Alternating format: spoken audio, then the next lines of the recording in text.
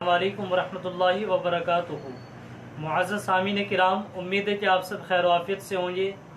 आज की वीडियो में हम बात करेंगे अरशद नाम के बारे में कि अरशद नाम कैसा है, अरशद नाम की माना क्या है और अरशद नाम का मतलब क्या है। आज की इस वीडियो में हम यही बात करेंगे, तो आप हज़रात इस वीडियो को मुकम्मल सुने और इस वीडियो को लाइक करें, शेयर करें और सब्सक्राइब ज़रूर करें।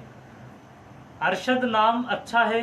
अरशद आमतौर पर बच्चों का नाम होता भी है। अरशद के एक माना आते हैं हिदायत याफ्ता, दूसरे माना आते हैं नेक और तीसरे माना आते हैं हिदायत की तरफ गामजन। लिहाजा ये नाम रख सकते हैं और इस नाम के माना भी अच्छे हैं, मतलब भी अच्छा है और इस नाम को रखने में कोई ख़राबी नहीं है।